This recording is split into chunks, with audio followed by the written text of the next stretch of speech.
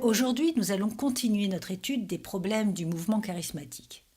Je voudrais l'introduire en disant qu'il me semble que les choses que nous partageons sont réellement vitales, que nous parlons de quelque chose de beaucoup plus vaste que seulement le mouvement charismatique, que nous parlons d'un combat dans lequel l'Église a dû être engagée depuis déjà plusieurs années et à un certain moment pour sa propre pureté.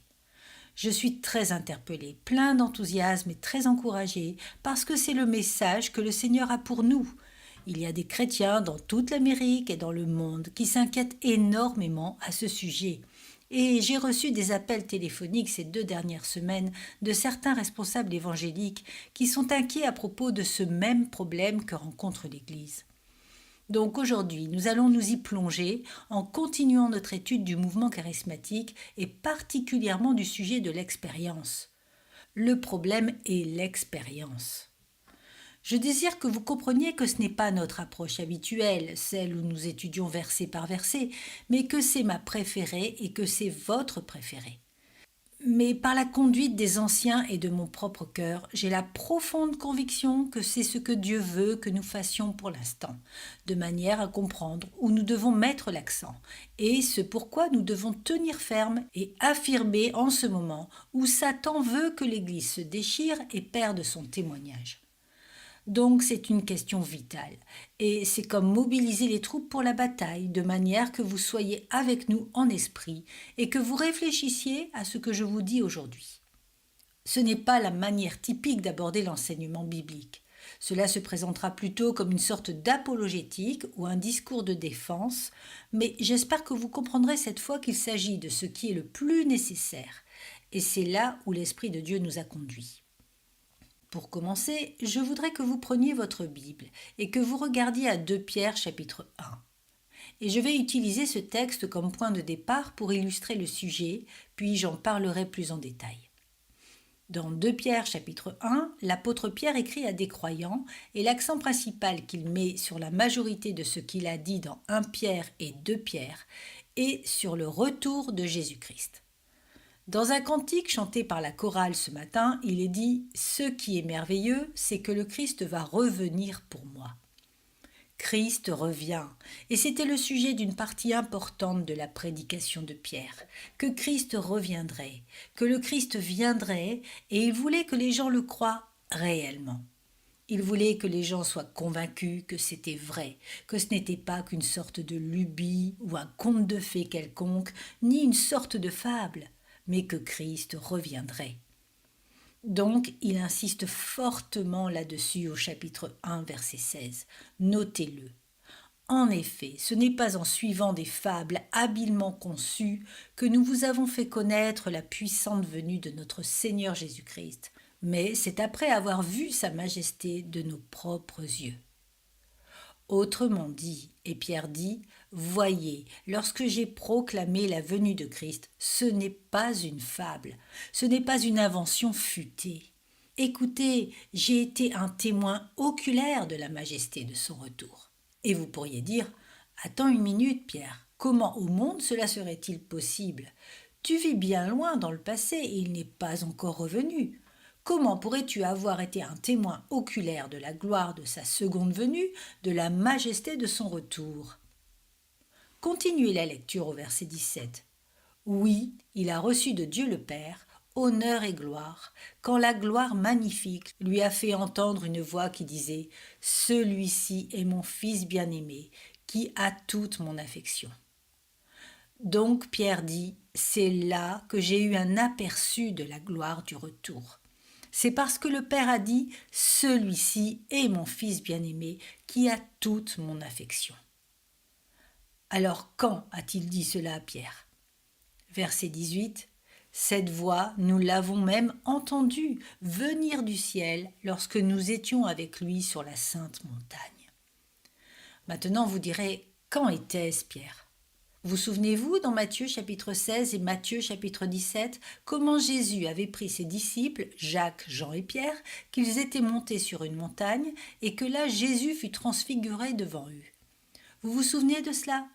La Bible dit qu'il a mis de côté sa chair et qu'il a révélé sa gloire, et ils l'ont vu dans la gloire de sa seconde venue. Par exemple, Moïse était là, et Moïse est un symbole des rachetés qui sont morts. Et Élie est là, et il est un symbole des rachetés qui ont été glorifiés ou enlevés. Et Pierre, Jacques et Jean étaient présents dans la chair, et ils symbolisent Israël sur la terre lorsque Jésus reviendra. Et la multitude de non-régénérés était au pied de la montagne. Ils n'étaient pas là-haut, et ils représentent les non-sauvés qui n'entreront jamais dans la gloire de son retour.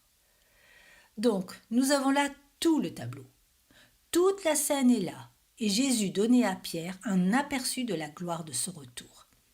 Alors Pierre dit, « Lorsque je parle de la venue de Christ, et lorsque je parle de la gloire de sa seconde venue, ce n'est rien d'imaginaire.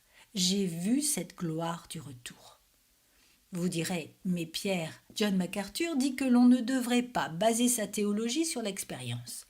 Et il dit, je le sais. Lisez le verset 19. Nous considérons comme d'autant plus certaine la parole. Une parole plus certaine que quoi ? L'expérience. Écoutez, mon expérience était fantastique, mon expérience était géniale, mais nous avons une parole encore plus certaine. Et c'est la parole de qui ? Des prophètes. La proclamation. Car ce n'est pas par une volonté d'homme qu'une prophétie a été apportée, mais c'est poussé par le Saint-Esprit que des hommes ont parlé de la part de Dieu. Pierre dit, « Écoutez, mon expérience est bonne, mais beaucoup plus sûre est la révélation de Dieu, qui a été prononcée par de saints hommes poussés par le Saint-Esprit. » En d'autres termes, la révélation des auteurs de l'Écriture est plus sûre que l'expérience de quiconque, fût-elle de Pierre. Voilà ce qui est important. Pierre dit « On ne prêche jamais la vérité d'après l'expérience, sauf si l'expérience est validée par l'Écriture. » C'est sa pierre de touche et elle est fondamentale. Une parole plus certaine, elle est définitive, elle est vitale. C'est un fait essentiel que toute expérience soit attestée par une parole plus certaine qui est la révélation divine de l'Écriture. Ainsi, lorsque nous irons chercher la vérité pour la vie chrétienne, lorsque nous irons chercher la vérité pour la doctrine chrétienne, nous ne voudrons pas seulement que l'expérience de quelqu'un nous dise quelle est cette vérité. Nous voudrons nous assurer que la parole nous l'a dit. Aucune expérience n'est valable à moins qu'elle s'accorde avec la parole déjà révélée. C'est ce que nous essayons de dire tout au long de cette série. Or, ceci nous amène au cœur d'une faille majeure du mouvement charismatique, et même au-delà. Et je ne vise pas ces gens pour le plaisir. Nombreux sont ceux qui sont nos frères et sœurs bien-aimés en Christ. Mais je veux appeler toute l'Église à une position d'engagement envers ce qui est la vérité. Et devant Dieu, je dois le faire. La faille majeure que je vois dans le mouvement charismatique est qu'on y permet que l'expérience dise la vérité plutôt que la parole de Dieu. Dans notre étude précédente, nous avons parlé de ce trait du mouvement pentecôtiste charismatique, le problème de baser la doctrine sur l'expérience personnelle, l'expérience subjective plutôt que sur la révélation objective historique. Et je vous avais suggéré que le mouvement pentecôtiste charismatique glissait vers une théologie de l'expérience plutôt que vers une théologie de la parole. Et voyez-vous, la raison en est que tout commence par un accent mal placé. La marque d'identification unique pour le mouvement charismatique est que, une fois sauvé, vous devez rechercher l'expérience du baptême du Saint-Esprit. Et lorsque vous obtenez des gens qui pensent que la chose principale à faire, c'est de chercher cette expérience, et que vous la leur faites rechercher, alors vous ouvrez les écluses qui font que les gens croient que l'essentiel dans la vie, c'est faire la chasse à l'expérience. Que la seule manière de vivre la vie chrétienne, c'est d'avoir toujours quelque chose de plus, quelque chose de plus grand, quelque chose de mieux, une autre expérience encore. Et ils disent que le baptême de l'esprit sera accompagné d'expériences physiques, d'émotions, de sensations et de sentiments. Et les gens recherchent cela. Et quand ils ont eu l'expérience, j'en entends même certains me dire « Vous passez le reste de votre vie à essayer de trouver une autre expérience. » Et ils sont mal orientés. Ils se mettent à penser que la vie chrétienne est la poursuite de sentiments subjectifs, émotionnels, des phénomènes physiques, des miracles et des expériences au lieu de rechercher la connaissance de la parole de Dieu, qui seule peut transformer la vie. Ce qui est triste, c'est que ces expériences commencent à former leur doctrine. Par exemple, un homme dit « J'ai vu Jésus ». Il l'a dit à la télévision. Je conduisais ma voiture et j'ai regardé, et Jésus était assis sur le siège à côté de moi. Jésus sous forme physique était juste là, aussi réel que vous l'êtes. Et il a dit, c'était si merveilleux, je conduisais et j'ai simplement parlé avec Jésus assis à côté de moi. Et il a dit, si vous avez assez de foi, vous tous pouvez parler avec Jésus et Jésus vous apparaîtra. Ainsi, la conclusion est que les chrétiens peuvent avoir une apparition physique de Jésus s'ils ont assez de foi. Voilà la théologie qu'ils en tirent. La Bible dit « Vous l'aimez sans l'avoir vu ». Vous voyez ce qui se passe ? Paf, l'expérience se heurte à l'écriture. Ou bien ils disent « Je suis revenu de la mort ».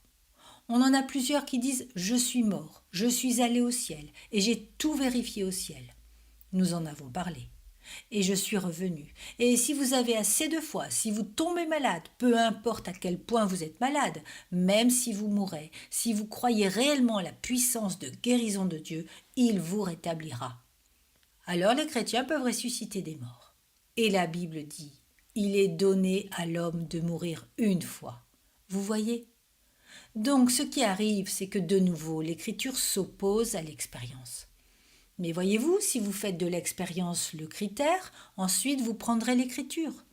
Vous direz, voyons, nous pourrons l'ajuster à ceci pour que ça colle. Et ce n'est pas juste, parce que vous vous embarquez à fixer un système de doctrine basé sur l'expérience de chacun. Et croyez-moi, cela devient très compliqué. Cela fait beaucoup de monde avec beaucoup d'expérience. Dans notre étude précédente, j'ai essayé de vous montrer que l'orthodoxie chrétienne historique ne fonctionnait pas de cette manière. Ce n'est pas l'approche chrétienne historique de la vie. Ce n'est pas l'approche historique de la vérité, de la théologie, ni de la parole de Dieu. Pas du tout. Nous ne renions pas l'expérience. Ma parole, je vous le dis, je suis comme Pierre. Parfois j'éprouve une joie indicible. Je suis plein de gloire, pas vous ? Je n'assomme pas l'expérience. Personne ne sait mieux que moi ce que c'est. J'ai plaisir à ma joie et j'ai en horreur d'être misérable. Mais j'en fais l'expérience et de tout entre les deux. Je ne nie pas une expérience authentique. Le christianisme historique ne renie jamais une vraie expérience, mais il l'examine toujours sur l'autorité de la parole de Dieu. Il ne fera jamais coller la Bible à l'expérience. En fait, ce n'est pas le christianisme historique du tout. C'est l'approche qui a traditionnellement été adoptée par l'Église catholique romaine, par le libéralisme, par la néo-orthodoxie et par le mysticisme chrétien. Mais ce n'est jamais la foi chrétienne historique, jamais. Vous direz, mais John, quelles sont les racines de cette approche ? Laissez-moi vous donner un petit cours ici. Accrochez-vous. Ce sera intéressant. Vous allez trouver cela captivant. Les racines de cette méthodologie ou de cette approche de la vérité à partir de l'expérience ne se trouvent pas dans la doctrine chrétienne. Elles ne se trouvent pas dans l'histoire de l'Église chrétienne, mais on les trouve dans les fausses religions et les philosophies. Elles viennent tout droit de faux systèmes humains. Ici, je voudrais ajouter une remarque. Je ne nie pas la sincérité des charismatiques. Ils sont sincères. Je pense que la plupart croient vraiment à leur approche. Mais ils sont comme les Juifs dont Paul disait « Je leur rends ce témoignage. Ils ont du zèle pour Dieu, mais pas conformément à quoi ? À la vraie connaissance. Ils ont du zèle sans connaissance. Ils ont de l'enthousiasme dépourvu de lumière. » John Stott le dit dans un jargon plus moderne. Ils sont passionnés mais sans jugeote. Les chrétiens pentecôtistes qui font de l'expérience le critère majeur pour la vérité révèlent ce que John Stott appelle un anti-intellectualisme flagrant.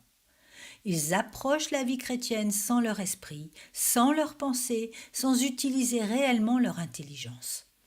Et déjà au temps d'Ésaïe, Dieu disait « Venez et discutons ».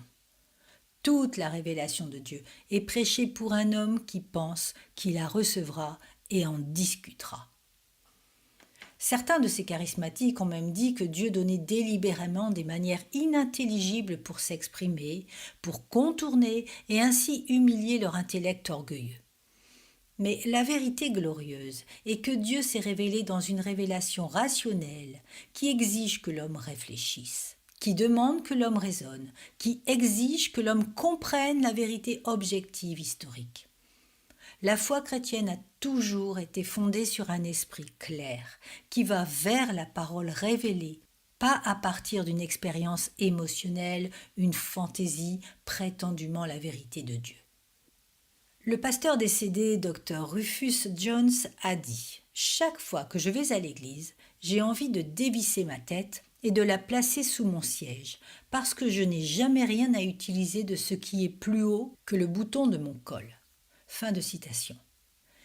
Eh bien, je crains qu'il soit souvent vrai que, même parmi nous autres évangéliques, non charismatiques, non pentecôtistes, nous ayons souvent dans nos églises opté pour les choses émotionnelles.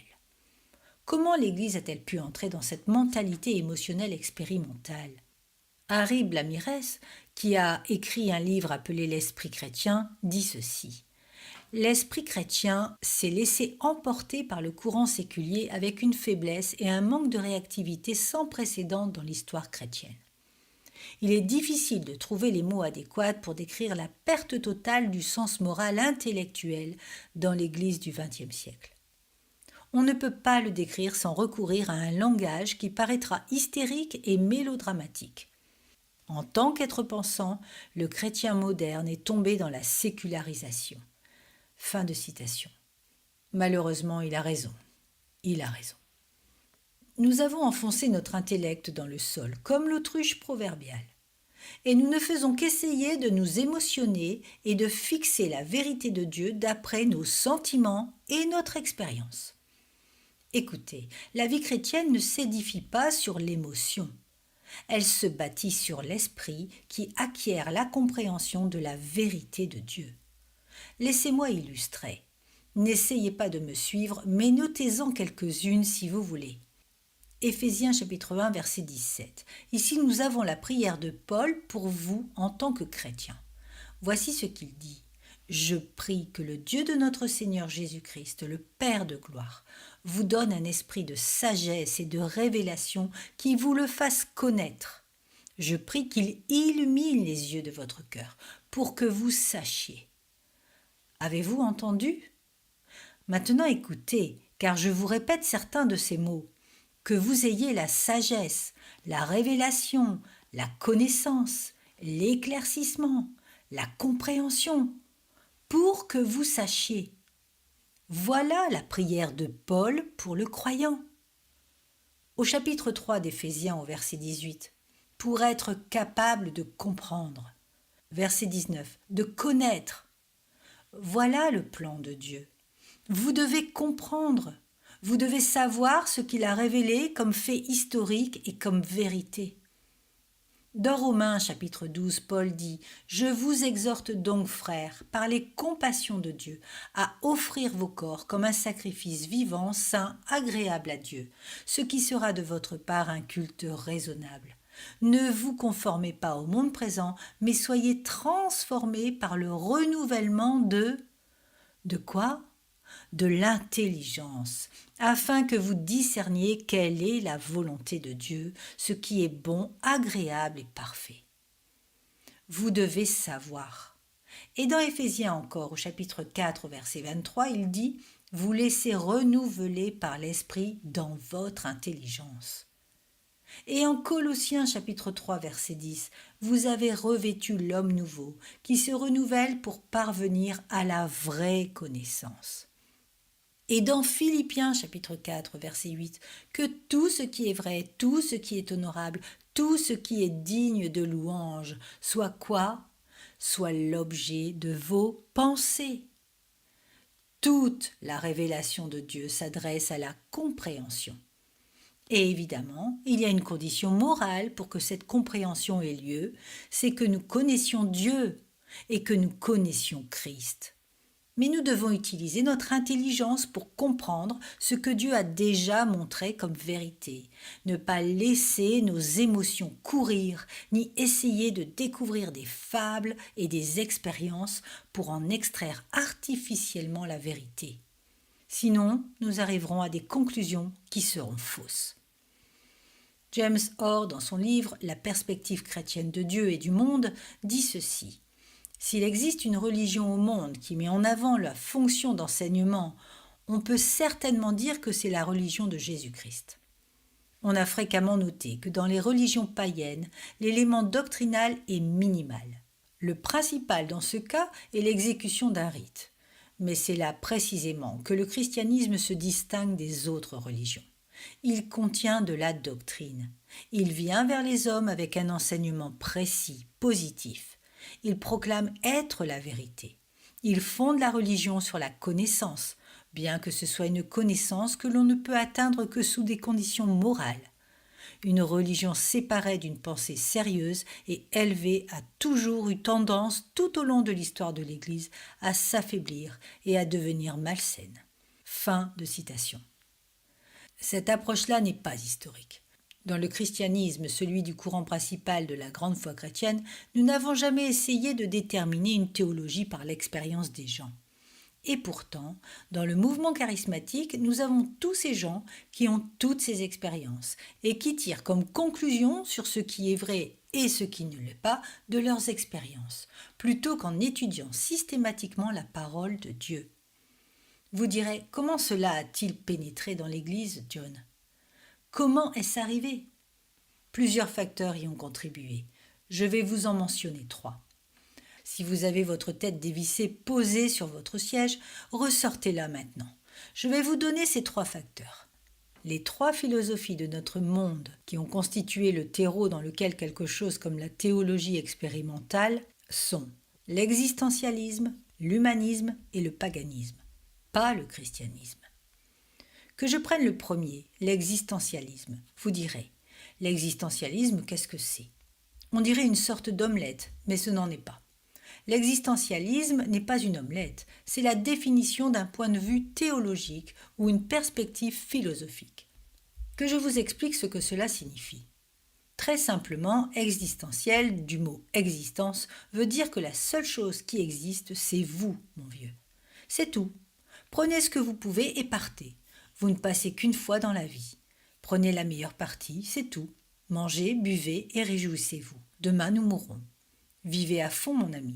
Et l'existentialiste dit « Tiens, ce qui importe n'est pas d'avoir des informations, mais ce qui compte, c'est ce que tu ressens. » Et la seule façon de connaître la vérité est de trouver la sensation la plus forte expérience. La vérité sur Dieu est ce que tu penses de Dieu, et la vérité sur Dieu est ce que tu ressens de Dieu. Et il n'y a aucune autorité biblique du tout. Voilà l'existentialisme. Mon ami, tout ce que tu ressens est la vérité.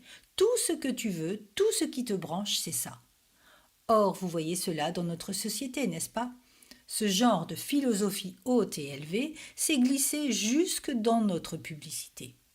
Le célèbre philosophe écossais David Hume, qui incidemment n'avait rien à voir avec le lac Hume, le célèbre philosophe écossais David Hume, qui a vécu de 1711 à 1776, a réellement donné le départ du mouvement en quelque sorte.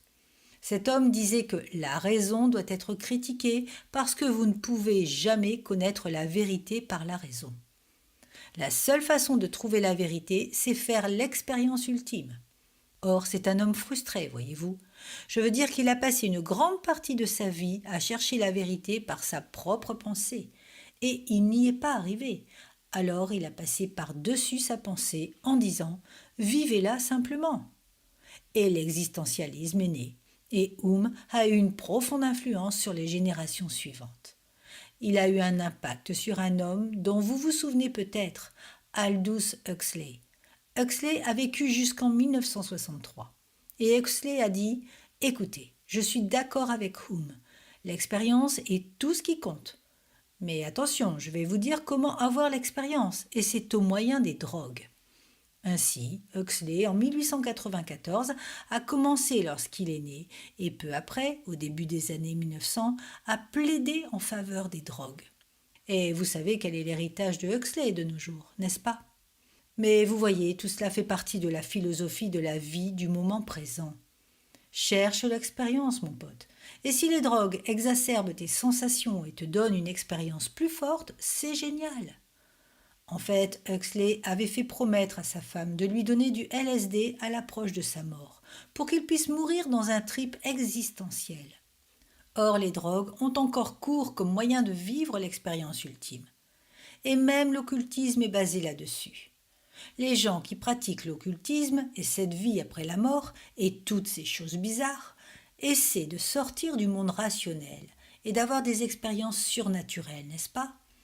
Ainsi, vous voyez, l'existentialisme était le bon terreau pour faire germer une théologie de l'expérience. Et malheureusement, l'Église a marché. Mais cela n'a jamais été le christianisme historique. Jamais. Le second facteur est l'humanisme. Vous savez ce qu'est l'humanisme. Ce n'est qu'un frère jumeau de l'existentialisme. L'humanisme dit seulement « Et toi, tu sais, affirme-toi ». Je veux dire, il faut que tu sois quelqu'un. Ne te laisse pas être absorbé par la masse. Tu ne veux pas n'être qu'une part de la glèbe humaine. Fais-toi voir. Fais ton truc. Écris ton graffiti sur les murs de l'humanité. Tu sais, sois quelqu'un. Signe ton nom quelque part. Vous savez, des gens de l'âge de l'ordinateur avec des concepts de masse se battent comme des fous pour être reconnus personnellement. Je veux dire qu'il y a davantage de livres écrits aujourd'hui par des gens qui ne devraient jamais écrire, tout simplement parce qu'ils ont envie de dire quelque chose. Il y a des gens qui publient leurs propres livres. Ils veulent seulement être entendus. Ils veulent être entendus. Et c'est le temps des téléréalités où tout le monde a son mot à dire, parce qu'ils ne veulent pas être des déchets flottants non identifiés. Ils veulent sortir du lot. Vous savez, ils veulent être quelqu'un qui compte. Donc ce qui se passe, c'est que des gens essaient d'arriver à une image personnelle qui vaut la peine, et ils marquent leur originalité par leur propre truc. Ils arrivent en disant « Hé, vous savez ce qui m'est arrivé? J'ai fait mon expérience. » Et subitement, ils deviennent quelqu'un hors norme, parce que personne d'autre n'a fait cette expérience-là. Ainsi donc, nous avons tous ces gens faisant ce que Francis Schaeffer appelle le saut dans la non-raison, en disant « J'ai eu mon expérience. J'ai eu mon expérience et ils sautent hors du rationnel. » Oublie tout, mon gars. Nous venons d'avoir l'expérience. Je me fiche de ce que tu vas dire. J'ai même entendu certains dire « Ce que la Bible dit m'est égal. » Et comme je vous l'ai dit, cet homme avait écrit dans sa Bible « Je me moque de ce que la Bible dit, j'ai eu une expérience. » Et vous le voyez dans l'art. Vous étiez habitué à voir un tableau, Francis Schaeffer fait remarquer cela. Il y avait un arbre, il y avait une montagne, il y avait un cheval et il y avait une dame. Et maintenant, vous regardez un tableau et vous dites « Qu'est-ce que c'est ?» Vous voyez ? Et ils disent « C'est un arbre, c'est une montagne, c'est un cheval, c'est une dame. » Vous ne pouvez rien voir de cela. En fait, vous ne savez pas dans quel sens c'est censé être suspendu. Et vous ne demandez pas parce que demander déshonorerait le peintre. C'est une expérience. Laisse-le tranquille. C'est de l'irrationnel. C'est arrivé pour l'art, c'est arrivé pour la musique. Certaines musiques sonnent comme la collision de deux camions d'ordures. Vous ne pouvez pas la discuter. Elle est dissonante, discordante, sans harmonie. Et ça passe, mon gars. On ne se bat pas pour ça. C'est l'expérience de quelqu'un, vous voyez ? On a des gens dans le milieu philosophique qui sautent partout dans une expérience irrationnelle. Et d'une manière ou d'une autre, l'Église a renoncé et adopté l'existentialisme. Vivez pour le moment présent. Soyez quelqu'un. Levez-vous et dites votre truc. Et c'est l'une des raisons pour lesquelles nous avons de la peine actuellement dans l'Église à convaincre les gens qu'il faut que l'Église soit dirigée par des hommes pieux, parce que chacun peut avoir son mot à dire. C'est l'esprit du temps. Donc, dans l'existentialisme et dans l'humanisme, ces choses se sont infiltrées dans l'Église. Elles sont centrées dans la théologie, par les écrits de deux hommes en particulier, Søren Kierkegaard et Karl Barth. Ces deux hommes ont comme christianisé l'existentialisme et l'humanisme, et ont ainsi légué le libéralisme et la néo-orthodoxie. Et le libéralisme aujourd'hui est essentiellement un existentialisme humaniste, de même que la néo-orthodoxie. Ils ne croient pas à la Bible. Ils ne croient pas que la Bible est une autorité. Les églises libérales ne croient pas qu'elle a une vérité factuelle, une vérité historique, objective. Ils disent simplement « Et si vous lisez la Bible et que vous en tirez votre expérience, c'est génial, c'est ce qui vous convient et c'est là que la Bible devient vérité pour vous. » Il n'y a pas de contenu historique, objectif, biblique, et vous obtenez un christianisme qui n'a pas de sens. Voilà ce qu'ont légué l'existentialisme et l'humanisme qui viennent au travers du libéralisme et de la néo-orthodoxie. Tout est fondé sur l'expérience, et c'est l'esprit du temps. Or, dans ce programme à la télévision, que certains d'entre vous vont peut-être regarder vendredi soir, vous remarquerez quelque chose d'intéressant. Il y a plusieurs personnes sur ce plateau, et ils parlent de la vie après la mort. Il y a un monsieur Weller qui a écrit un livre parlant de sa mort et de son retour des morts. Puis il y a quelqu'un de la scientologie qui pratique l'occultisme, une sorte d'enseignant métaphysique étrange de Hollywood. Ensuite, il y a un docteur en médecine de Londres. Et puis il y a moi. Et il y a un animateur. Donc l'homme qui est revenu d'entre les morts est comme la clé, parce qu'il a écrit un livre. Lui, comme certains autres, ont écrit dans cette veine. Et je ne sais pas ce qu'il y aura au programme. Je ne sais pas quelle partie de la conversation ils auront gardée. Je ne sais pas ce qui sera coupé ou édité. J'imagine déjà quelques points qu'ils vont couper. Ce sera probablement de moi, mais quoi qu'il en soit, je vais vous donner une idée de la tendance. Lorsque j'ai rencontré pour la première fois M. Weller dans la salle de maquillage, il m'a demandé qui j'étais. Et je lui ai dit que j'étais pasteur. Et il a dit « Bon, vous savez, a-t-il dit, je voudrais que vous compreniez dès le début que je suis chrétien et que je suis un homme très religieux. » Alors j'ai dit « Eh bien, voilà qui est bon à savoir. » Puis il a continué en donnant son témoignage, comment il était supposé être mort et revenu de la mort. Et il a raconté son expérience. Et c'était une expérience comme toutes les autres expériences qui se trouvent dans le livre La vie après la mort, ou les écrits de Kübler-Ross. L'animateur lui a dit « Alors, lorsque vous êtes mort, quelqu'un vous a-t-il déclaré cliniquement mort à l'hôpital ?» Il a dit « Non, non, on ne m'a pas déclaré cliniquement mort. » « Eh bien, a-t-il dit, comment savons-nous que vous étiez mort ?» Il a dit « Oh, je sais que j'étais mort. La seule manière dont je le sais, c'est parce que je l'ai expérimenté. C'est comme l'amour. Vous ne pouvez pas le prouver, vous pouvez seulement l'expérimenter. Donc je sais que j'étais mort. » Oui, c'était intéressant. La réponse de l'animateur fut la suivante. Et je ne sais pas si c'était lors d'une interruption ou à un autre moment, parce que nous continuions tout le temps, nous discutions de différentes choses. Mais il a dit « Vous savez, c'est merveilleux. » Il avait une connaissance du christianisme assez correcte, cet animateur. Il a dit « Vous savez, c'est merveilleux parce que vous vous rendez compte de la grande espérance que cela donne au monde, parce que lorsque vous êtes mort, voyez-vous, et je dois vous dire que l'homme qui est mort ne savait rien de l'Évangile, ni de quoi que ce soit le concernant.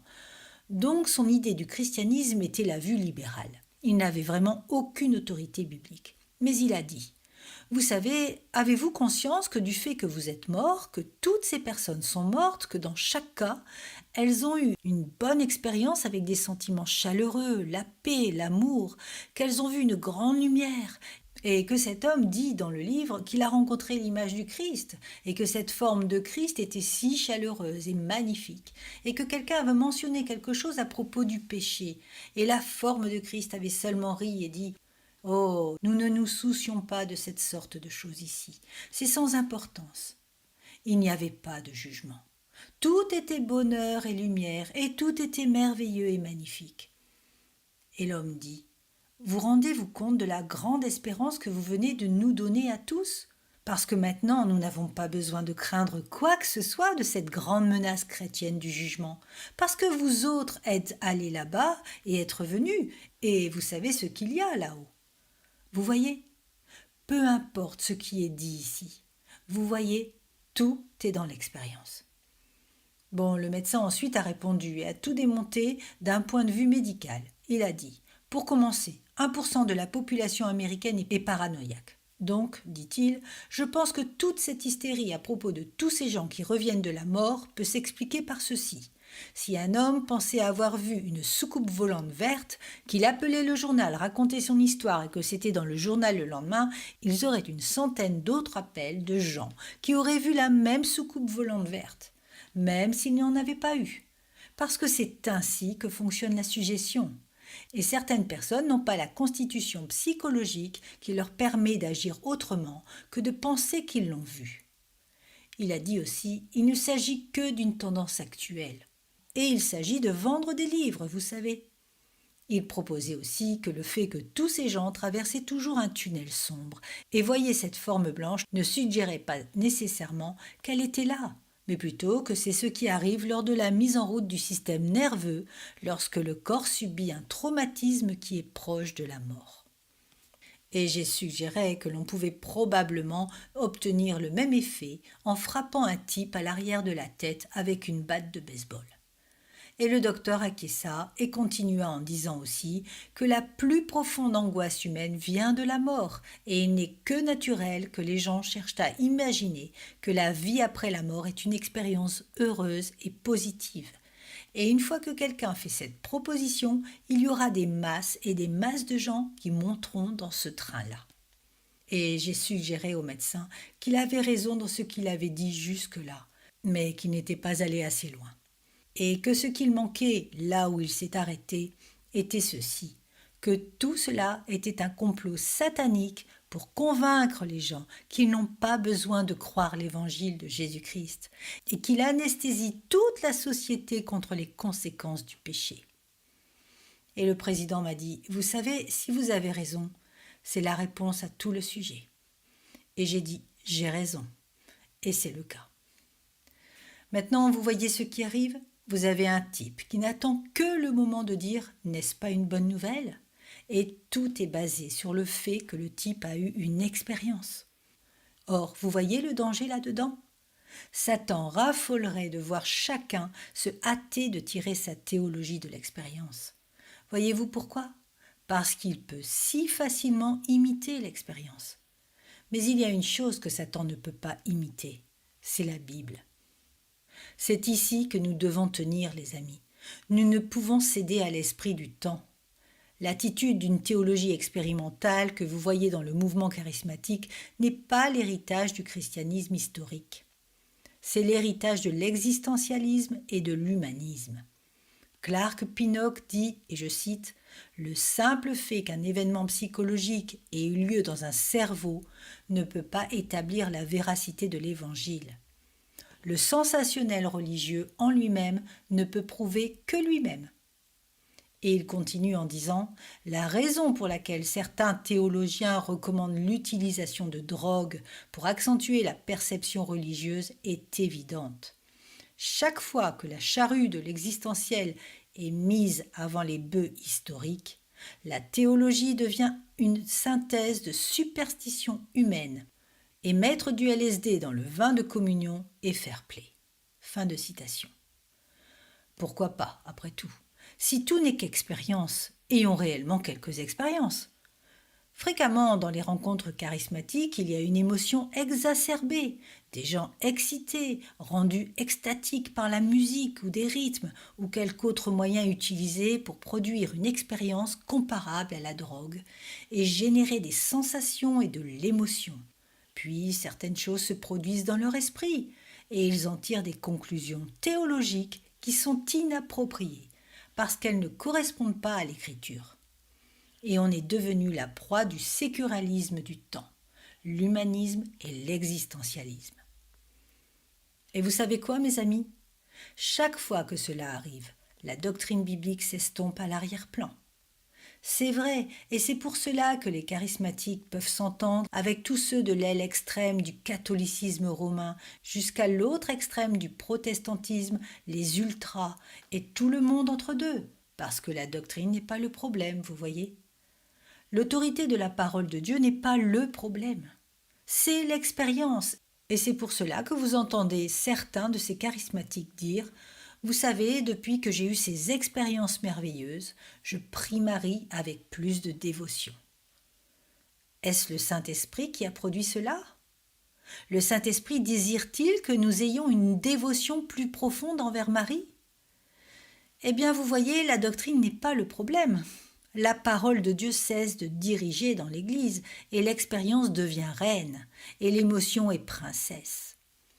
Walter Chantry dit dans le livre « Les signes des apôtres » et je cite « Au fur et à mesure que les dons augmentent, l'exposition de la parole de Dieu diminue. Les rencontres se remplissent de partage d'expériences, mais n'incluent que des références occasionnelles à la sainte parole de Dieu. De nombreuses personnes qui ont été attirées par ce mouvement manquent misérablement d'enseignement des bases de la foi par négligence de la parole. Elles vivent sur des expériences visibles, émotionnelles et non selon la vérité. Même certains qui passent des heures à explorer la Bible le font, non pour comprendre la vérité, mais dans l'espoir de produire une nouvelle excitation dans leur âme assoiffée de vérité. Fin de citation. Il dit aussi que la pratique pentecôtiste est de facto un refus de la suffisance de l'Écriture. J'ai lu cette semaine un écrivain qui disait « Nous n'aimons pas penser que l'Écriture est suffisante. » Or, ceux-ci refusent le témoignage de la parole de Dieu. Et je dis aux charismatiques qu'ils soient bénis, et beaucoup d'entre eux sont de la famille de Dieu. Mais je leur dis qu'ils ont une opinion très pauvre de l'Écriture, et qu'ils ont une vue tronquée de la doctrine. Et c'est sur elle que tout le christianisme est basé. Et plus d'excitation est produite dans leur rencontre par une prophétie, ou un parler en langue, ou par un message extatique de Dieu, ou par un prédicateur qui fait un appel par une manipulation émotionnelle rusée, plutôt que par une instruction de la parole de Dieu pensée, claire et raisonnable. Et les soi-disant révélations, souvent données sur fond de pulsations rythmées, sont plus enthousiasmantes que les paroles vraiment révélées de Christ transmises par les apôtres. En fait, récemment, quelques personnes m'ont dit qu'ils avaient quitté l'Église de la grâce et ils voulaient que je comprenne qu'ils avaient compris que l'enseignement était meilleur à la grâce, mais qu'ils aimaient ce qu'on ressentait à l'autre Église. Bon, qu'ils soient bénis, c'est précisément la différence. J'espérerais que le vrai enseignement apporte de vraies sensations, une vraie émotion, une vraie excitation. Mais certains tombent dans l'esprit du temps. C'est la sensation qu'ils veulent. Parce qu'ils ont une expérience, ils sont satisfaits. Donc, c'est de l'existentialisme, de l'humanisme. Troisièmement, c'est du paganisme. Saviez-vous que les fausses religions du monde sont basées sur les sensations et sur l'émotion et l'expérience et le rituel, non sur l'enseignement de doctrine ? Les religions de mystère étaient les fausses religions proliférant à Babylone. Elles avaient atteint d'énormes proportions à l'époque de Christ, au point que dans tout le monde grec et romain, les gens adoraient de nombreux dieux, toutes sortes de dieux qui constituaient les religions de mystère, ces choses fausses, mauvaises, orgiaques et portées vers le sexe, idolâtres.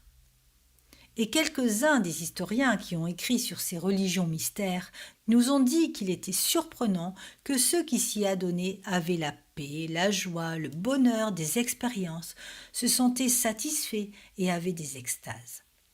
Toutes ces choses faisaient partie des religions de mystère. Laissez-moi vous lire seulement une citation de Angus de son livre « Les religions de mystère ». Les religions de mystère produisaient des saints, des ascètes et des martyrs. Des gens mouraient littéralement pour ces choses, malgré le fait que c'étaient des mensonges de Satan. De plus, dit-il, dans ces sectes individuelles, les vrais adorateurs étaient unis par des liens de communion avec la divinité de leur choix, par l'obligation de vœux collectifs, par le devoir d'une propagande personnelle et par un enthousiasme revivaliste. Mais je vais m'arrêter ici un instant. Il dit, écoutez, qu'ils avaient une communion formidable. Ils avaient un objectif commun. Ils allaient et faisaient de la propagande ou évangélisaient. Ils avaient un enthousiasme revivaliste fantastique pour se booster, pour raviver cet engagement. Ils le faisaient en accomplissant tout ce dont ils avaient besoin comme émotion. De plus, dit Angus, le dévot pouvait en transe se sentir élevé au-delà de ses limites habituelles pour contempler la vision bénie qui est un terme pour Dieu, ou dans l'enthousiasme se croire être inspiré de Dieu ou rempli de Dieu. Des phénomènes apparentés à certains égards aux expériences des premiers chrétiens lors de l'effusion de l'Esprit. Fin de citation. Vous voyez, Satan peut fausser les mêmes sentiments qui étaient les vrais sentiments venant d'une compréhension correcte de la doctrine de Dieu. Vous ne pouvez pas aller de l'expérience à la parole et essayer de faire coller la Bible à votre expérience. C'est la manière païenne. Satan s'emploie toujours à fournir une fausse expérience, essayant de conduire les gens à des conclusions non bibliques ou de les amener à diminuer l'importance de la parole pour mettre l'accent sur les sentiments. Et Satan peut ensuite imiter leurs sentiments et les conduire vers le chemin fleuri de l'erreur. Vous savez, la méditation transcendantale, les musulmans, les Roy Masters, la scientologie, tout cela, tout est sensation, émotion, expérience. Écoutez ceci de la méditation transcendantale de David Haddon. C'est un petit livre. Il dit ceci. La raison est abandonnée en faveur d'un paradoxe mystique, non seulement en tant que question de principe abstrait, mais à cause de l'effet subjectif de la perception du processus de conditionnement de la méditation transcendantale. Autrement dit, si vous voulez faire de la méditation transcendantale, vous devez effacer votre cerveau. À ce stade, ici, cela devient bon.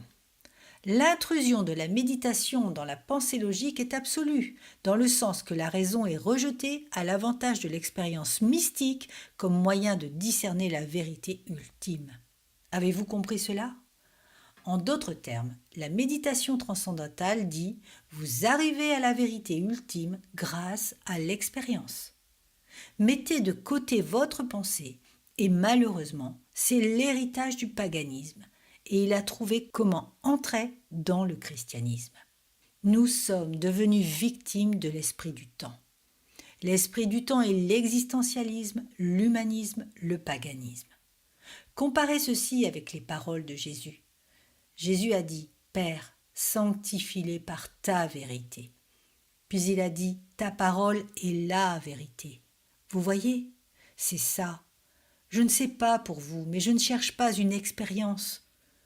Pinnock dit « Une expérience subjective, centrée sur l'homme, n'est pas différente d'un embarras gastrique. Une expérience peut être psychologique. Elle peut être psychologique. Elle peut être théologique ou elle peut être démoniaque, mais ce n'est pas un moyen d'évaluer la vérité. Une expérience religieuse, si elle n'est pas soumise à une série d'examens tirés de la parole de Dieu, va être utilisée pour prouver toutes sortes de systèmes erronés. Nous ne pouvons pas prendre ce chemin-là. Mes amis, nous allons devoir tenir ce livre bien haut, n'est-ce pas ? Linsel disait juste, il n'a pas seulement nommé un livre, il a nommé un temps. La bataille pour la Bible. Alors prions. Un des problèmes que le mouvement charismatique nous a présenté est le problème de l'expérience. Nous avons parlé aujourd'hui de leur manière de vouloir former leur théologie sur la base de leurs expériences et nous vous avons suggéré que ce n'est pas l'approche chrétienne historique normale de la vérité, que l'Église a toujours tiré sa vérité de la parole révélée de Dieu. Non de l'expérience humaine, non en ayant extrapolé une théologie à partir de sentiments, d'une émotion ou de la subjectivité. Et je vous ai suggéré que l'endroit d'où ces racines viennent, ou la méthodologie que ce mouvement particulier utilise aujourd'hui, trouve ses racines dans l'existentialisme et dans l'humanisme et dans le paganisme. Pour vous donner un exemple de cela, laissez-moi vous lire un extrait d'un article qui met en contraste le baalamisme et le culte de Yahweh. Je pense que c'est très intéressant. Le baalamisme était le culte des Cananéens lorsque Israël a occupé le pays sous Josué. Il a continué d'être une menace en compétition avec le culte d'Israël jusqu'au moment de l'exil. Et vous connaissez tous, si vous connaissez l'Ancien Testament, quelque chose du culte de Baal. L'accent du baalamisme était mis sur la relation entre le psychophysique et l'expérience subjective. La transcendance de la divinité était compensée par un sentiment d'extase. La participation sensorielle était mise en avant, des images étaient nécessaires. Plus il y avait d'audace et de couleurs, plus c'était sensationnel, mieux cela valait. La musique et la danse devinrent les moyens de sortir les gens de leur diversité privée et de les fondre dans une réponse active de masse. L'activité sexuelle dans le culte était fréquente, du moment qu'elle accomplissait le but principal du culte de Baal, la plongée extatique de la personne sensorielle dans la passion du moment religieux. La prostitution sacrée devint ainsi l'expression suprême du baalamisme. Et c'est évidemment vrai, puisque ce devait être une grande expérience pour ceux qui participaient. Il dit encore, le baalamisme est une adoration réduite à la taille spirituelle de l'adorateur. Ses normes ou ses règles sont d'être intéressantes, pertinentes et excitantes. Le yavisme ou l'adoration de Yahvé instituait une forme d'adoration qui était centrée sur la proclamation de la parole de Dieu de l'Alliance. Il faisait appel à la volonté et l'intelligence rationnelle de l'homme était éveillée pour prêter attention alors qu'il était appelé à répondre en tant qu'individu à la volonté de Dieu. Dans le yavisme ou culte de Yahvé, quelque chose était dit, des paroles qui appelaient les hommes à servir, à aimer, à obéir, à agir de manière responsable, à décider. Au contraire du baalamisme, le yavisme exerçait une pression continuelle pour élever l'adoration vers la sphère d'une intelligence consciente et des concepts clairement définis.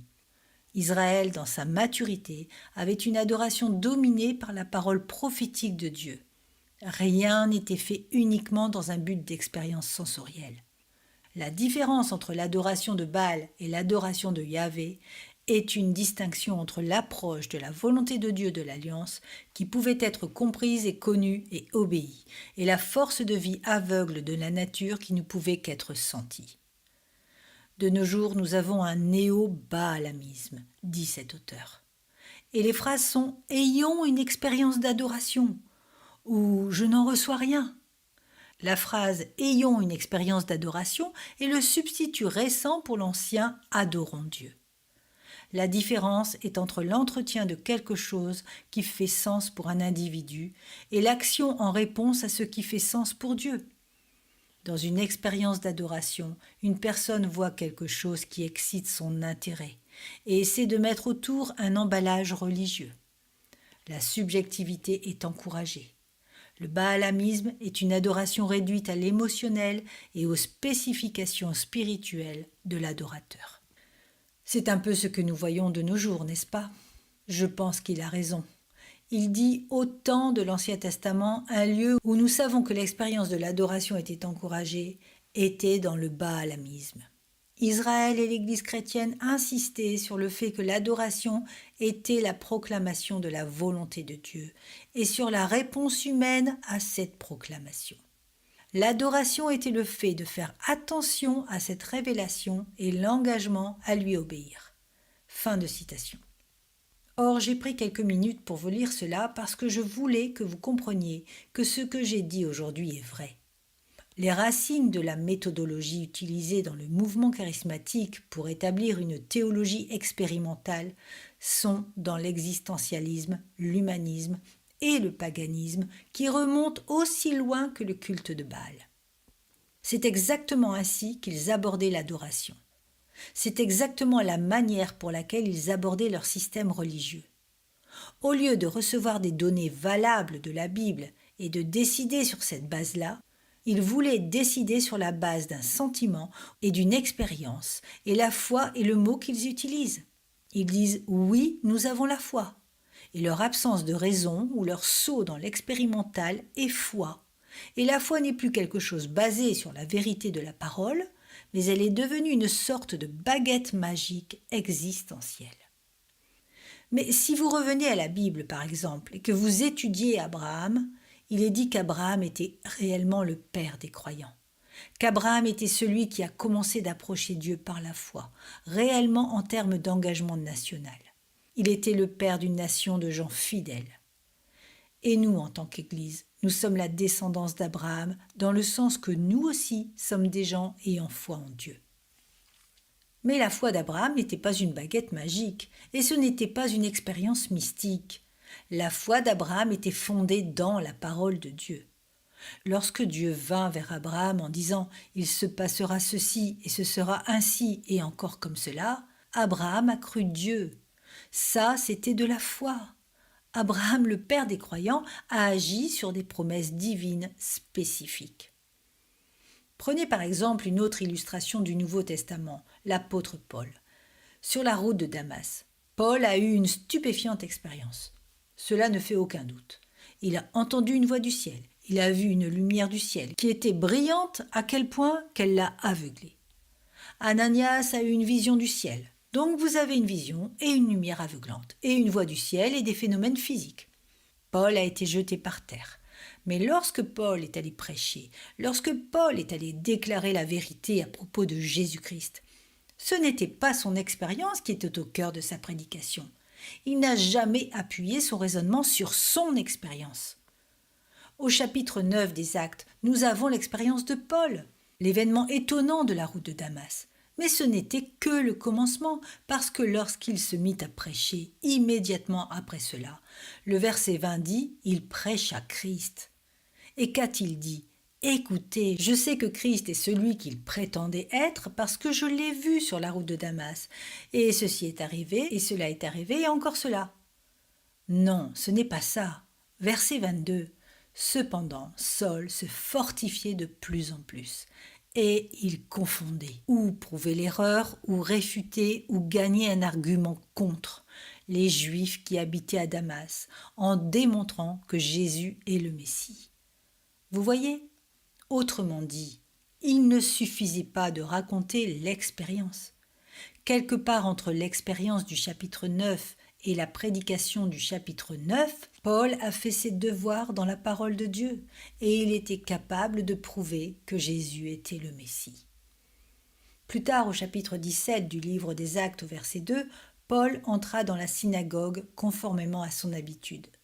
Pendant 3 sabbats, il discuta avec eux à partir des Écritures, en expliquant et en démontrant que le Messie devait souffrir et ressusciter. « Ce Jésus que je vous annonce, disait-il, c'est lui qui est le Messie. » Et la manière par laquelle ils prouvaient que ce Jésus était leur Messie était en ouvrant les Écritures. De nouveau, nous voyons que l'apôtre Paul ne dépendait pas de son expérience pour valider la vérité. Dans Acte 28 au verset 23, lorsque Paul est arrivé à Rome, des Juifs sont venus à lui dans son logement et il est dit que Paul leur a fait un exposé. Il a rendu témoignage au royaume de Dieu. Maintenant écoutez, il a cherché à propos de la loi de Moïse et les prophètes à les persuader de ce qui concerne Jésus. L'entretien a duré depuis le matin jusqu'au soir. Où Paul a-t-il cherché ses preuves ? Dans la parole de Dieu. Il n'a jamais prêché à partir de son expérience. Et il nous dit en fait de faire exactement la même chose dans 1 Corinthiens chapitre 10 au verset 15, où il dit ce que l'on peut littéralement paraphraser par « utilisez votre cerveau ». Or, je crains bien que ceci soit l'approche biblique, mais pas ce que nous voyons aujourd'hui si souvent dans le mouvement charismatique. Et bien que les charismatiques suivent la voie créée par les libéraux et les néo-orthodoxes et les existentialistes philosophiques et les humanistes et les païens, ils veulent que ça corresponde à la Bible. Croyez-moi, ils le veulent, parce que c'est leur héritage et parce qu'ils diront, si vous leur demandez, « Nous croyons à la Bible et nous ne voulons pas contredire la Bible ». Donc, ils veulent suivre la Bible. Mais voyez-vous, il y a une terrible expérience de tiraillement, de direction, lorsque vous essayez de garder la Bible comme seule autorité, tout en laissant votre expérience être votre autorité. Charles Farrar, qui est professeur à l'université Oral Roberts, a écrit un article dans Christian Life Magazine dans lequel il essaie d'harmoniser ces deux choses ainsi. Il dit « Il y a une tension entre la révélation de Dieu et ce qui vous branche. » Et il le dit ainsi. Il dit « le logos » et il utilise le mot grec pour « moïsi », le nom commun. Le logos est le mot objectif historique. Mais, dit-il, le rhéma, qui est un autre mot grec, est le mot personnel subjectif. Autrement dit, le logos ou l'écriture est un fait objectif historique, mais le rhéma est subjectif. Maintenant écoutez, il dit « Ce que vous voulez, c'est que le logos devienne rhéma lorsqu'il vous parle. » Laissez-moi vous le dire autrement. Il dit « Le logos est légal, mais le rhéma est expérimental. » En d'autres termes, il y a une parole historique, le logos, mais il ne fait rien réellement avant de vous frapper. Alors il devient le rhéma, ou une parole qui vous est personnellement adressée par Dieu. Et vous savez quoi ? C'est une approche effrayante. Savez-vous pourquoi ? Parce qu'elle dit que la parole de Dieu pour vous est quelque chose de différent que la parole de Dieu. Point. Écoutez, la parole de Dieu pour vous n'est en rien différente de la parole de Dieu. Point. Et c'est exactement ce que les néo-orthodoxes ont toujours dit. Cela ne résout pas du tout le problème. Je n'ai pas besoin de lire la Bible jusqu'à provoquer une expérience. Je n'ai pas besoin de lire la Bible jusqu'à ce que j'ai une sensation ou une extase. Écoutez, si je la prends et que je lis un seul mot, il s'applique à moi parce que Dieu dit qu'il s'applique à moi. Je n'ai pas besoin d'attendre d'être foudroyé. Dans 2 Timothée chapitre 3 au verset 15, il y a une déclaration que j'estime digne de notre réflexion. 2 Timothée 3,15 dit, c'est Paul qui écrit à Timothée, il dit « Depuis ton enfance, Timothée, depuis ton enfance, tu connais les saintes écritures. » Écoutez la suite. « Qui peuvent te rendre sage en vue du salut. » Écoutez, Paul dit « Ce livre peut te rendre sage en vue du salut. » Tu n'as pas besoin de rien d'autre. Tu n'as aucun besoin qu'elle devienne quelque chose d'autre. Tu n'as pas besoin d'avoir une sorte d'annexe extatique. La parole est suffisante pour te sauver. Ensuite, au verset 16, il dit « Toute l'écriture est inspirée de Dieu et utile. » Toute l'écriture est utile. Tout est utile en elle. Tu n'as pas besoin d'attendre qu'elle devienne utile. Elle est utile. Pour enseigner, pour convaincre, pour corriger, pour instruire dans la justice, afin que l'homme de Dieu soit formé et équipé pour toute bonne œuvre. Écoutez, cette parole peut vous rendre sage en vue du salut, et elle peut vous rendre mature en vue de toute bonne œuvre. C'est tout ce qu'il vous faut, et vous n'avez pas besoin d'attendre une expérience subjective. Donc, c'est notre combat. Nous devons nous battre pour la vérité, l'autorité et la suffisance de l'écriture, et ne pas tomber dans l'esprit de notre temps qui veut que nous attendions une quelconque sensation extatique ou expérimentale. Écoutez, si la parole de Dieu parle à ma vie, je n'ai nul besoin d'attendre jusqu'à ce que je sente quelque chose à son sujet. Je dois lui obéir, c'est un combat. Ceux qui ont vécu 2 générations avant nous ont combattu ce même combat sur un front différent. Certains d'entre vous se souviennent de l'Institut biblique de Los Angeles. Certains d'entre vous se souviennent des premiers jours où un ensemble de livres furent publiés qui s'appelaient les Fondamentaux. Certaines de ces personnes essayaient de combattre le libéralisme. Et la première attaque est arrivée à ce moment-là, qui était une attaque de front, d'en face, en plein devant.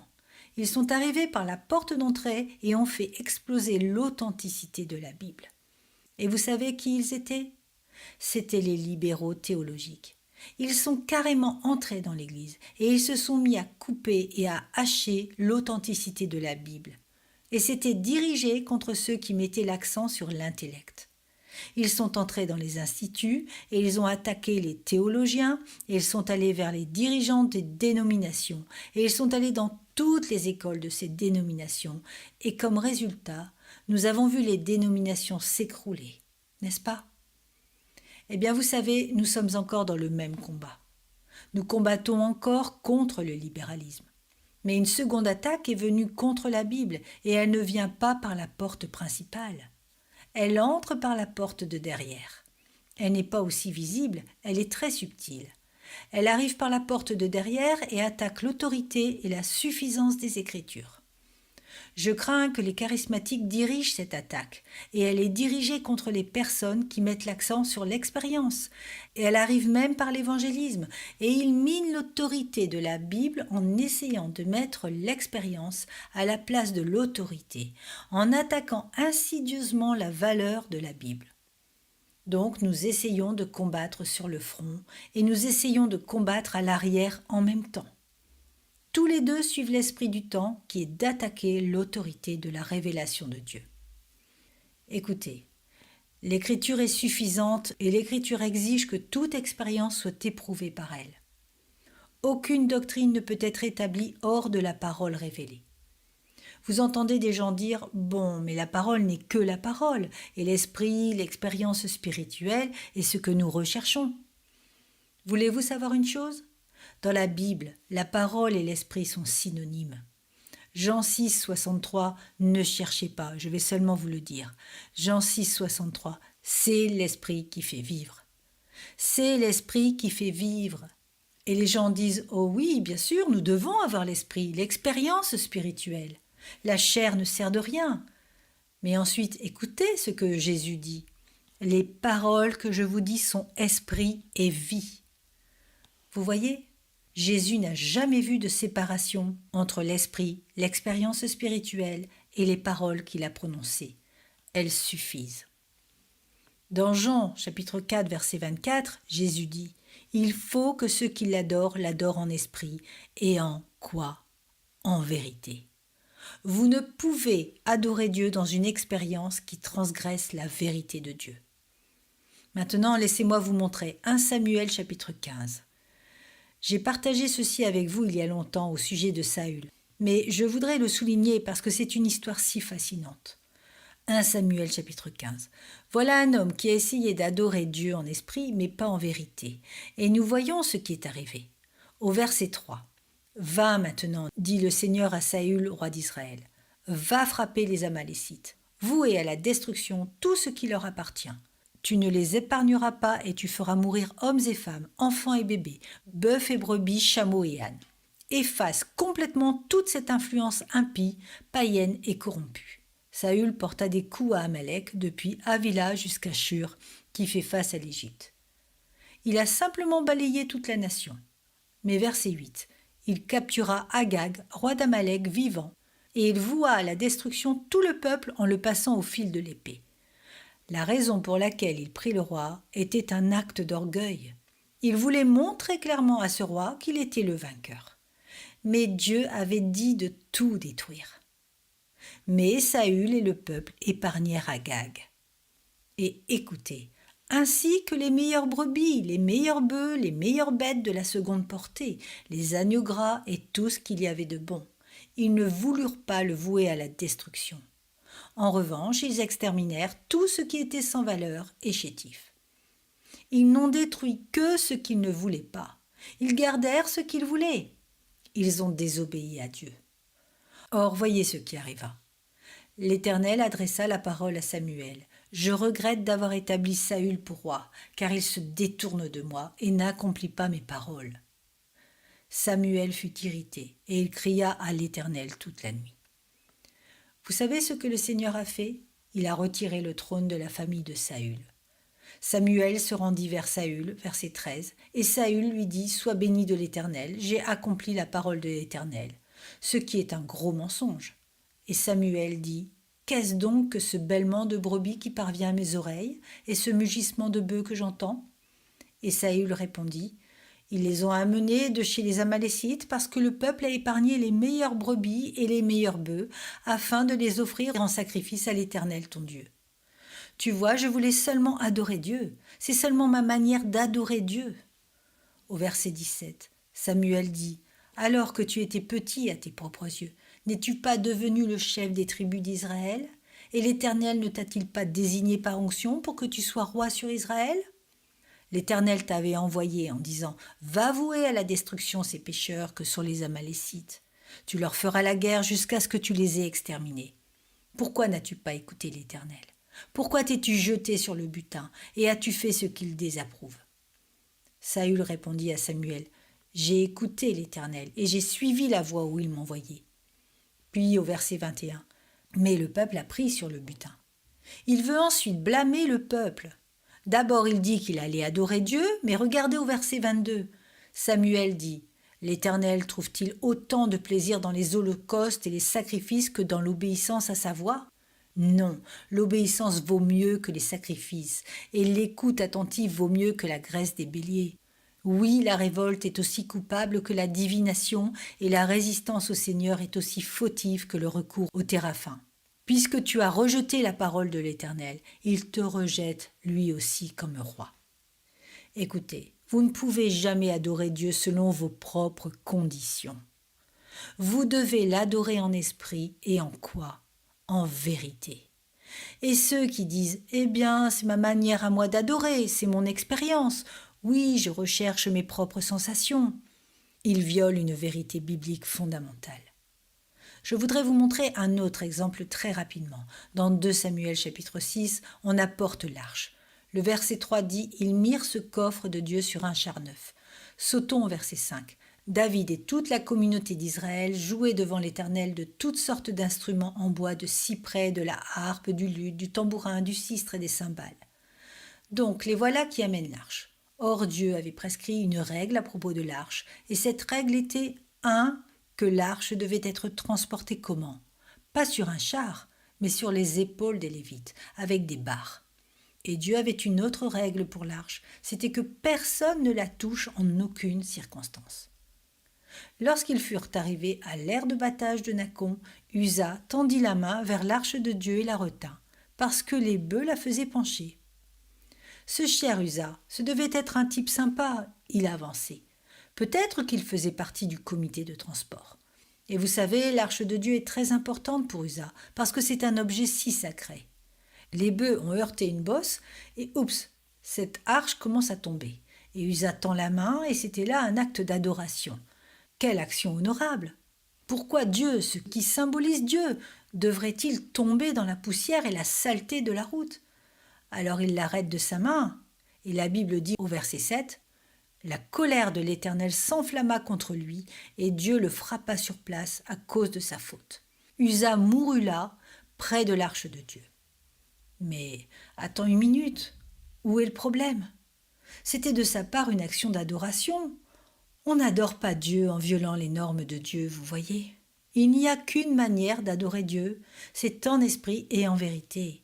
Il en a toujours été ainsi, et c'est ainsi qu'il en sera toujours. Alors vous ne pouvez pas dire que vous avez votre propre approche ou votre propre manière, et que vous sentez que vous devriez agir ainsi ou sentir que c'est bien. L'adoration de Baal était « qu'est-ce que vous en retirez ?» L'expérience. Mais l'adoration de Dieu a toujours été « comment puis-je répondre à la vérité de Dieu ?» John Stott dit, et je cite, « Toute adoration chrétienne, publique et privée, devrait être une réponse intelligente à la révélation que Dieu donne de lui-même dans sa parole et ses œuvres rapportées dans l'Écriture. Et il n'y a pas de différence entre l'adoration en esprit et dans la parole. En Éphésiens 5,18, il est dit « Soyez remplis de l'esprit », n'est-ce pas ? Et en Colossiens 3,16, le passage parallèle dit « Que la parole de Christ habite en vous dans toute sa richesse ». Être rempli de l'esprit et laisser la parole de Christ demeurer richement en soi sont synonymes. C'est équivalent. Il n'y a pas d'esprit sans la parole parce que vous n'êtes pas dans l'obéissance à Dieu et l'esprit de Dieu n'est mis en œuvre qu'en ceux qui obéissent. Dans le psaume 32, et je vais vous montrer un passage intéressant au verset 8. Psaume 32, 8 dit « Je t'instruirai et je te montrerai la voie que tu dois suivre. Je te conseillerai, j'aurai le regard sur toi. » Quelle grande promesse! Dieu dit « Voici, je te conduirai là où tu dois aller. Je t'enseignerai et je t'instruirai et je te guiderai. » Maintenant, attention à ce qu'il dit au verset 9. « Ne soyez pas comme un cheval ou un mulet sans intelligence. On les freine avec un mors et une bride dont on les orne afin qu'ils ne te bousculent pas. » Alors que dit-il ? Je veux te conduire, je veux te guider, je veux te diriger dans la vérité et je veux te conduire dans une adoration correcte. Je veux te diriger dans ma volonté et je ne peux le faire que si tu as de l'intelligence. Vous voyez, ne soyez pas comme le cheval et la mule qui n'ont pas d'intelligence.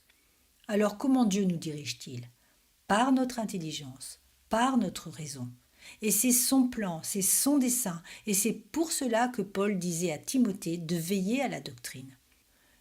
Dans le livre Guérison miraculeuse écrit par Henry Frost, il dit ceci, et j'y ai fait allusion précédemment. Il écrit, et je cite, « On peut s'attendre avec confiance, alors que l'apostasie actuelle augmente, que Christ manifeste sa divinité et sa seigneurie par une augmentation de signes miraculeux. Nous ne devons pas dire par conséquent que la parole est suffisante. » Fin de citation. C'est la déclaration d'un charismatique. La parole n'est-elle pas suffisante? Venez avec moi à Jean chapitre 14. Vous vous souvenez de ce magnifique chapitre. Jean chapitre 14 verset 6. Jésus est avec ses disciples dans la chambre haute. Il dit ceci. « C'est moi qui suis le chemin, la vérité et la vie. On ne vient au Père qu'en passant par moi. Si vous me connaissiez, vous connaîtriez aussi mon Père. Et dès maintenant, vous le connaissez et vous l'avez vu. » Oh, c'est splendide. Jésus a déjà fixé clairement dans leur esprit qu'il allait les quitter. Et pour les consoler, il dit « Eh les amis, vous ne devez vraiment pas vous inquiéter, parce que vous avez vu le Père en moi, et vous connaissez Dieu par moi, et tout va bien. » Mais Philippe n'était pas satisfait. Ce n'était pas assez d'avoir entendu les paroles de Jésus. Ce n'était pas assez d'avoir eu ce qu'il avait eu. Il lui fallait davantage. Il voulait une autre expérience. Et c'est pour cela qu'au verset 8, Philippe lui dit « Seigneur, montre-nous le Père, et cela nous suffit. » Autrement dit, ce que tu as fait pour nous ne suffit pas. Fais encore une chose. Donne-nous seulement une vision de Dieu. Donne-nous un miracle, une expérience. Il plaidait pour un aperçu glorieux du Père, une extase, une expérience. Et Jésus a été blessé. Au verset 9, « Il y a si longtemps que je suis avec vous, et tu ne me connais pas, Philippe. Celui qui m'a vu a vu le Père. Comment peux-tu dire « Montre-nous le Père » ? C'est déchirant. Il dit « Hé Philippe, je ne suffis pas. Tu m'as vu, tu as vu mes œuvres, entendu mes paroles. Il te faut plus ?» Peut-être voulait-il voir la gloire de Dieu comme Moïse. Mais je vous dis une chose, Moïse aurait volontiers échangé ce bref aperçu de la gloire de Dieu pour 3 ans avec Dieu en chair humaine. Ne pensez-vous pas ? Mais Philippe voulait quelque chose de plus, et c'était réellement une insulte envers le Fils de Dieu. Et je crains que bien des gens aujourd'hui fassent la même chose. Ils insultent Dieu. Ils insultent Jésus-Christ, qui s'est révélé lui-même dans ce livre, en voulant toujours davantage. Philippe pensait-il qu'une sorte de grande expérience valait plus qu'entendre les paroles de Dieu dans la bouche de son Fils ? Nous ne cherchons aucune expérience. Nous cherchons à connaître Dieu et nous cherchons à connaître sa parole. Et écoutez-moi, lorsque nous avons trouvé ces 2 choses, Dieu et sa parole comme vraies, l'inondation de merveilleuses expériences suit, n'est-ce pas ? Je ne dis pas que nous n'avons pas d'expérience du tout.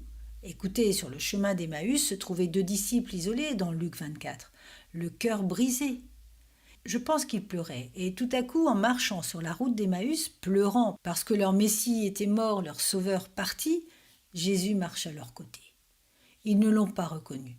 Il marche un petit moment, et soudain il se met à ouvrir les Écritures, et commençant par Moïse et les prophètes, il leur enseigne les choses qui le concernent. Vous vous souvenez de cela ? C'est la vérité, c'est la révélation, c'est la parole. Et plus tard, Jésus disparut, et ils se dirent l'un à l'autre. Nos cœurs ne brûlaient-ils pas en nous lorsqu'il nous parlait en chemin et nous expliquait les Écritures ? Et écoutez, ils ont eu une expérience. Leur cœur a été réchauffé. Il y avait de la joie, de l'enthousiasme et de l'excitation. Pierre a dit que parfois le croyant aura une joie indicible, dépassant les mots. C'est exact. Romains 14, 17 dit « Le royaume de Dieu, ce n'est pas le manger et le boire, mais la justice, la paix et la joie par le Saint-Esprit. » Et chaque chrétien qui a vraiment vécu la vérité connaît cette joie et cette paix qui entrent dans son expérience. Dans Matthieu 22, 37, nous devons aimer Dieu et nous devons aimer Dieu de tout notre cœur, de toute notre âme et de toute notre pensée, avec la volonté, l'intellect et l'émotion. Le psalmiste disait dans le psaume 34 au verset 9 « Goûtez et voyez combien l'Éternel est bon. » Expérimentez Dieu. Malachie disait « Mettez-moi ainsi à l'épreuve, et vous verrez si je n'ouvre pas pour vous les fenêtres du ciel, si je ne déverse pas la bénédiction en abondance. » Tant de lieux où il y a une telle joie, une telle expérience. Elle vient en réponse à l'étude de la parole de Dieu et à l'obéissance à cette parole. Mes amis, je ne nie pas l'expérience. Je dis simplement que l'expérience suit lorsque nous connaissons la vérité. Mais si nous poursuivons l'expérience, alors l'adversaire faussera l'expérience et nous tirerons de mauvaises conclusions sur ce qui est vrai. Nous passerons à côté de la vérité de Dieu. Tant de nos frères charismatiques disent « ces expériences sont ce que chacun de nous doit avoir ». Mais elles ne sont pas vraiment dans la Bible, ils ratent la cible. 1 Corinthiens 15, 14 est paraphrasé ainsi par Clark Pinnock et je pense que c'est une bonne paraphrase. Il dit « Ne claironnez pas à propos de résurrection spirituelle et ne vous vantez pas d'expériences religieuses, à moins que Christ soit vraiment ressuscité dans l'espace-temps historique. » Autrement dit, s'il n'y a pas de christianisme historique, il n'y a aucune expérience valide. Et s'il y a un christianisme historique, c'est celui auquel nous devons adhérer. Voici comment je voudrais que vous soyez.